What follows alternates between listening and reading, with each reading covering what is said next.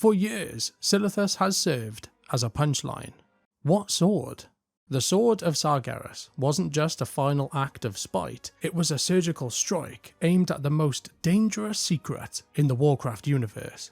Today, Silithus is ironically the epicenter of the Worldsoul saga. To understand where Xal'atath is taking us, we have to understand the lore behind the Shifting Sands, from the clash at the Scarab Wall to the awakening of Cthulhu. In this video, we are taking a look at the full history of Silithus.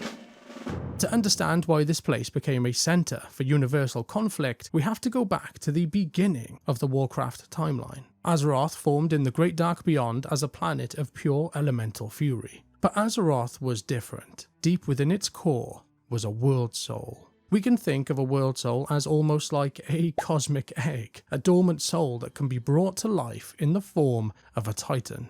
These awoken Worldsouls are godlike beings made of arcane magic and primordial matter. They eventually formed a group called the Pantheon, giving themselves a divine mission to find other Worldsouls and nurture them to life. This mission is what led them to Azeroth. But when the Pantheon arrived to start their work on the planet, they didn't find a pristine world ready for ordering. They found a nightmare. Something horrifying had already beaten them to the planet, and it was slowly digging its tentacles into the world's heart.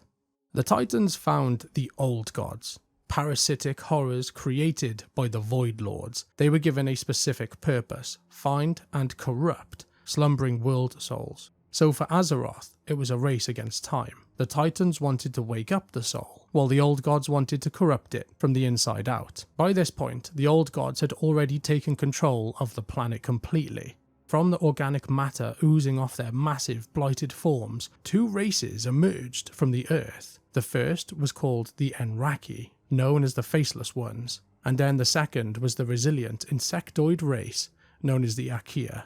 The Faceless Ones acted as the taskmasters, using the Ahn'Qiraj as a massive labour force to build sprawling citadels around their old god masters. This labour force is vital to our story of Silithus, because the Ahn'Qiraj would eventually go on to form the kingdom of Ahn'Qiraj.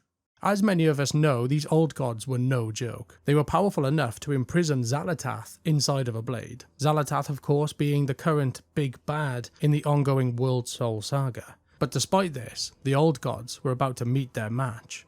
Because the Titans were too massive to step foot on a planet without destroying it, they created the Titan Forged. Armies of stone and metal, like the Earthen, the Mechanomes, and the Giants, just to name a few. The Titan Forged were created to defend Azeroth against the newly formed Black Empire and their old god leaders. The war that followed between these two forces was apocalyptic. It only ended when the Titan leader, Ahn'Qiraj, reached down from the skies and ripped the most powerful old god, Ahn'Qiraj, I think that's how you say that, clean off the surface of the planet. With that act, the old god was obliterated, but the removal of him left a permanent bleeding wound in the world, which we know as the Well of Eternity. Realizing that killing the remaining old gods would literally shatter the planet into pieces, they chose to imprison them instead. Yogg-Saron was locked away in the north in Ulduar, N'Zoth was buried somewhere, we think, and the one most important to our story was Cthulhu. He was cast away into a prison in the south. Cthulhu had been beaten, shackled, and forgotten about. But deep beneath the surface, in the dark corners of a prison temple, the old god wasn't just sitting idle. He was waiting, whispering, and he was about to turn his insectoid slaves into an army that would nearly bring the Night Elf Empire to its knees. You are already dead. In the southwestern corner of ancient Kalimdor, the Titan Forged constructed a massive fortress city known as Ahn'Qiraj. This wasn't just a city, it was a research facility and also a high security prison designed to keep the old god Cthulhu in chains. It was originally overseen by the High Keeper Ra, one of the most powerful Titan Watchers. To help him maintain the machinery and the vast lore repositories of the south, the Titans created two specialized races, the stone-skinned Tol'Vir and the towering Anubisath Sentinels. These guardians stood watch over the sands, ensuring that the darkness beneath Ahn'Qiraj stayed buried. But then, sometime later, High Keeper Ra simply vanished. Without their leader, the Titan Forged were left to their own devices, patrolling a silent desert, for thousands of years. But they weren't the only ones left in the south. While the Aq'Qir had been nearly wiped out during the Titan-forged war against the Black Empire, small pockets of the insectoid race had escaped. They tunneled deep into the subterranean cracks of the world, too weak to fight, but too resilient to die. From the underground, they waited for their time to come again.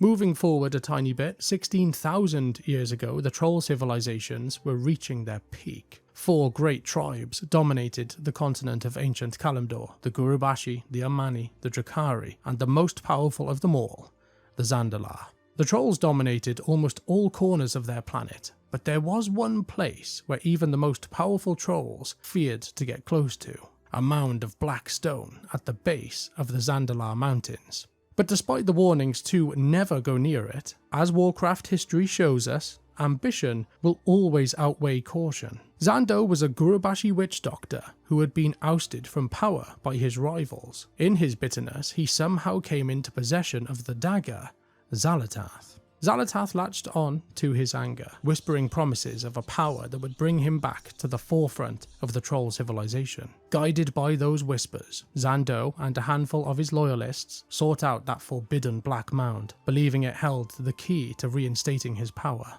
Xando soon discovered that the mound was not stone at all. It was the slumbering body of Kith'ix, a Qiraji general of the old gods. At Xal'atath's urging, Xando performed horrific blood rituals to stir the creature. The Qiraji general stirred to life and immediately slaughtered the very trolls who had revived it. Kith'ix, still fueled by the ancient desire of the Black Empire, had only one goal: the total annihilation of civilization. Reaching across Azeroth with its mind, it found the perfect weapon, the Aq'Qir. Beneath the soil, they constructed a vast subterranean empire known as Ahn'Qiraj. When the time was right, Kith'ix ordered the swarm to sweep across the land, marking the start of the Troll-Aqir wars. As the Aq'Qir swarm approached the Xal'atath mountains, the trolls realized they had to unite or they would inevitably be wiped out. They formed the Empire of Xol, a massive coalition of all the troll tribes, led by the Xal'atath. From their mountain, the Xal'atath orchestrated a campaign of brutal guerrilla warfare, using the surrounding jungles to bleed the Aq'Qir dry. To end the Aq'Qir threat permanently, the trolls transitioned from a defensive pact to a war of expansion. The most powerful of the tribes were sent to establish strongholds across the continent. In the north, the Drukhari waged war on an Aq'Qir colony that had enslaved the Tol'vir. In the northeast, the Ahn'Qiraj tracked and hunted Kith'ix itself, eventually managing to slay the Qiraji general. And important to the story of Silithus, in the southwest, the Gurubashi moved against the Aq'Qir colony that had overrun the Titan complex of Ahn'Qiraj. Eventually, the trolls broke the back of the insectoid empire after their general was killed. Without Kith'ix, the Aq'Qir were shattered, forced either into the frozen wastes of the north or the shifting sands of the south. The surviving Aq'Qir evolved into 3 different races: the Nerubians in the north, the Mantid in the south, and then finally the Qiraji, hidden away within the walls of Ahn'Qiraj. The trolls proclaimed themselves as the victors, and the world slowly moved on. But deep beneath that desert, the Qiraji weren't just rebuilding, they were evolving, and soon enough, they would be disturbed again. To understand the next chapter of the Silithus story, we have to take a massive leap forward in time, nearly 15,000 years to be exact. In that time, the world had changed drastically. The Night Elf Empire rose to godlike heights, only to be shattered by the War of the Ancients, the resulting Great Sundering tearing the continent of Kalimdor apart, leaving the broken world we recognise today. In the remote southwestern corner of the new Kalimdor sat the region of Silithus. During this 15,000 years that went by, the horrors of the ancient past had faded into myth. The world had forgotten what was buried beneath the walls of Ahn'Qiraj. As the Night Elves began the long process of rebuilding their society, their curiosity eventually led them south. Driven by an explorative nature, their druids and scouts pushed into the shifting sands of Silithus. They thought they were simply just exploring a forgotten corner of their world. They had no idea they were walking into a nightmare that was waiting for someone to disturb them. Around 1000 years ago, the Archdruid of the Night Elves, Fandral Staghelm, launched a mission to heal the barren wastes of Silithus. He tasked his son, Valstan, to lead a group of druids deep into the dunes to locate water reservoirs, but it was there, deep in that desert, they stumbled upon the massive, silent walls of Ahn'Qiraj. They entered into the cold and dark halls of the seemingly abandoned Titan fortress, but the elves' presence did something unthinkable.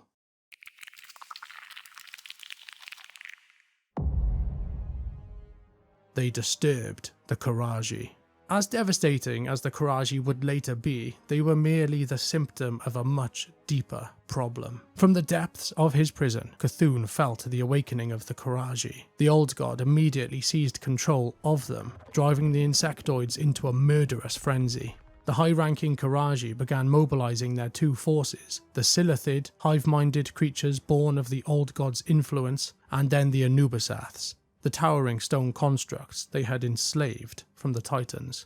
Valstan and his druids fled in horror, establishing a small outpost just to monitor the swelling numbers. They watched as the fortress groaned under the weight of an army beyond their calculation, and then, without warning, the earth itself began to tremble. The Qiraji burst from the gates and the tunnels, swarming over every dune and canyon of Silithus. Fandral Staghelm responded with the full might of the Kaldori, rushing south to meet this nightmare head-on. The War of the Shifting Sands had begun. Fandral and the Night Elves established a network of outposts across southern Kalimdor. These strongholds allowed the Kaldori to stabilise their lines. The Elves advanced into Silithus, pushing the swarm back towards the fortress. Valstan had been ordered to hold Southwind Village, a vital strategic outpost near the front line. In a coordinated attack, the Qiraji surrounded the village. Before Fandral could reach him, Valstan was captured.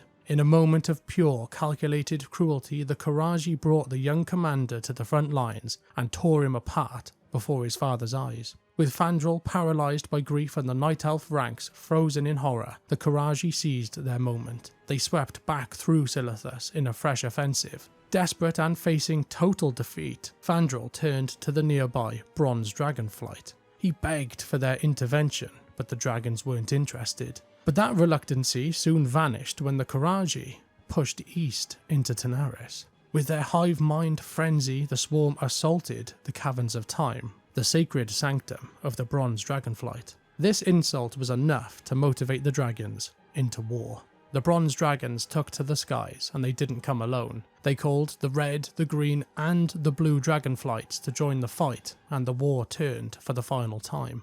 An Anubisath named Assyrian watched the skies, waiting for an opening. As the bronze dragon Grakarond soared overhead, Assyrian hurled his massive obsidian blade into the skies, bringing the great beast crashing into the dunes of Silithus. Hundreds of Qiraji then converged on the fallen dragon, overwhelming him with their suffocating numbers. To this very day, the massive skeleton of Grakarond remains in the sands of Silithus. Despite the fall of Grakarond, the Qiraji were no match for this new force. The hive was then pushed all the way back to the very walls of the ancient Titan site of Ahn'Qiraj. Fandral and the dragons devised a way to end the conflict decisively. They would push the Qiraji into the city and then lock them in there.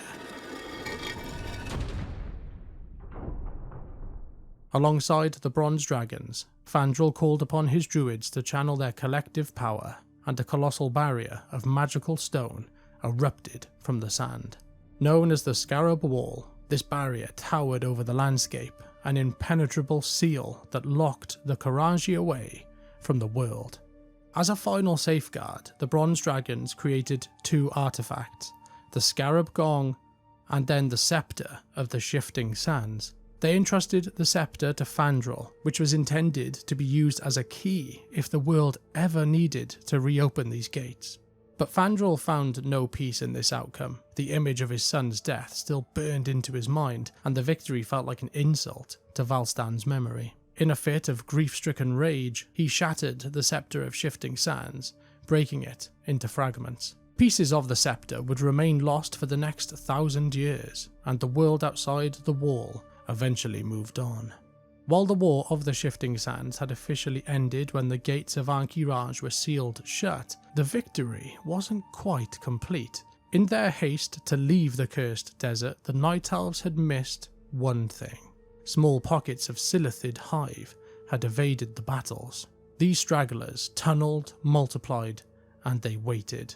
And beneath them, the old god of Cthulhu continued to whisper, waiting for the day the seal would inevitably break. The Silithid had begun to spread across the southern reaches of Kalimdor. The druids of the Cenarian Circle recognised the need to preserve the balance of the region. They moved into an ancient settlement in central Silithus, which would go on to be known as Cenarian Hold, serving as the front line against the encroaching Silithid swarms. But this growing aggression of the Silithid was no accident. Working in the shadows, the ogre mage, Cho'gall, and his Twilight's Hammer cult arrived in Silithus. Their ultimate goal was the awakening of the old gods to usher in the fabled end of the world. Though the Scarab wall had stopped their physical entry into the fortress, Cho'gall and his followers performed a ritual that reached beyond the barrier, and as a result they had shattered the bonds that imprisoned the old god, Cthulhu.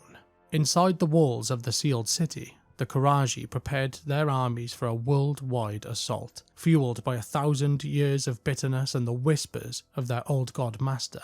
Sensing the tremors from within the city, the druids of the Cenarian Circle reached out to the only powers capable of stopping a global catastrophe, the Horde and the Alliance.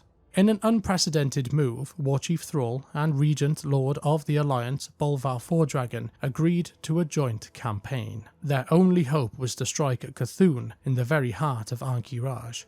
Together they formed the Might of Kalimdor, a unified army under the supreme command of Varrock Sauerfang. Cenarian Hold was transformed into a massive military headquarters. For months, adventurers and soldiers from both factions gathered supplies and prepared for a war of a scale that the world had not seen in centuries. With the help of the Bronze Dragonflight, the shards of the shattered scepter of the Shifting Sands were finally recovered and it was reforged. When the scepter finally struck the gong, the silence of the desert was shattered.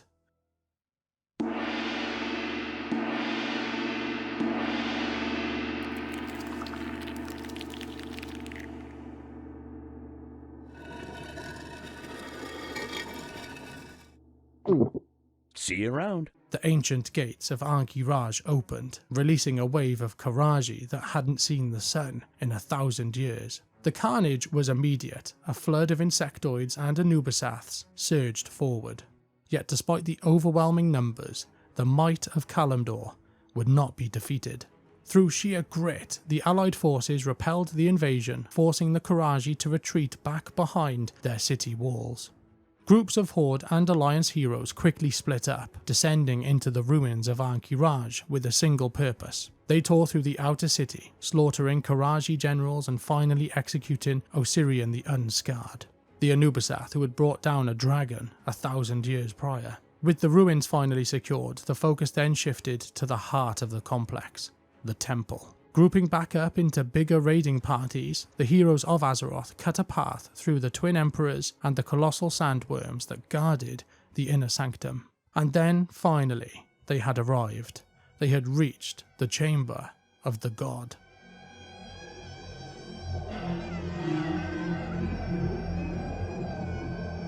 Cthulhu was a master of foresight, but the old god had miscalculated. He had prepared for dragons. He had not prepared for us mortals. In an event that defied all cosmic logic, the champions of Azeroth achieved the impossible. They silenced the whispers and defeated Cthulhu.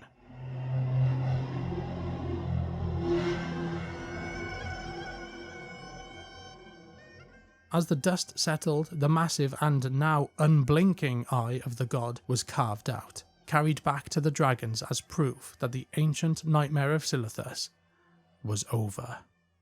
A few years later, while the world was out fighting the Burning Legion in Outland and then the Scourge in Northrend, the ogre mage Cho'gall had returned to the chamber of the fallen old god, using the corpse of Cthulhu as a source of power for his dark rituals. From the depths of the temple, he orchestrated a plot to shatter the fragile peace between the Alliance and the Horde. By magically enslaving the assassin Garona, Cho'gall nearly succeeded in murdering King Varian Rin and War Chief Thrall at a secret peace summit. His goal was simple. Global war between the Horde and the Alliance would provide the perfect cover for the Twilight's hammer to finish what they started, the total liberation of the Old Gods. Cho'gall then kidnapped Ma'dan.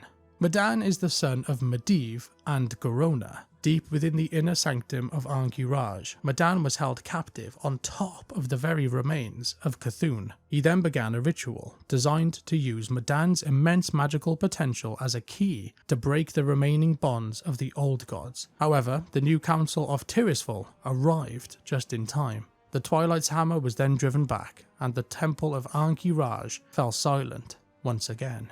For years, Silithus remained a quiet graveyard. But its story was far from over. The desert was merely waiting for its final, most violent transformation.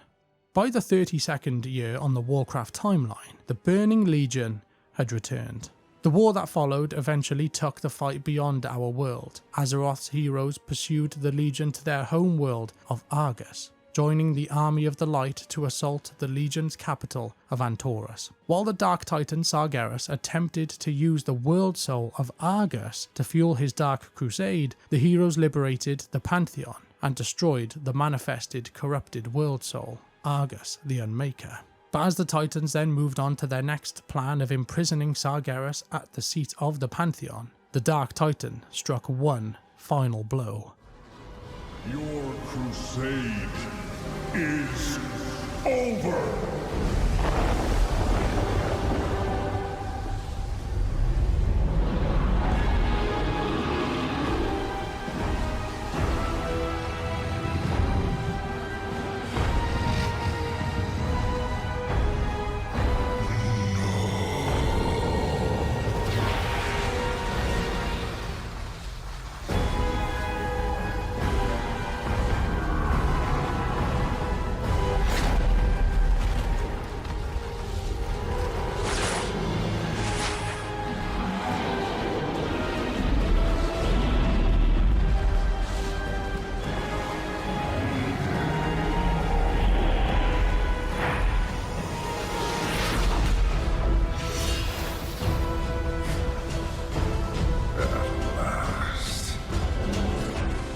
The desert was decimated, and the world soul of Azeroth began to bleed out from the wound. This blood crystallized into Azerite, a substance of unimaginable power that immediately changed the world's fate. Soon after the event, Bilgewater goblins began mining operations while the dust was still settling, and Stormwind intelligence scouts were deployed to establish a base camp, a conflict that would eventually spiral into the Fourth War. But while the factions were fighting over this blood, the sword still remained in Azeroth, acting as a poisoning needle. Its dark, red and fell aura was seeping into the planet. To stop the corruption, the champions of Azeroth gathered their artifact weapons, and using them, they drained the toxic energy until the blade fell dormant. The Dark Titan had been imprisoned, and the Legion was gone, but the Sword of Sargeras remained in Azeroth. To break the fourth wall before the final chapter, the sword is still there, no updates. Hence the meme, what sword? The stabbing of the world did more than shatter its surface. It revealed a secret buried for eons. Beneath the sands of Silithus lay the Chamber of Heart, a Titan facility forged by Arcadus to monitor and protect the sleeping Worldsoul.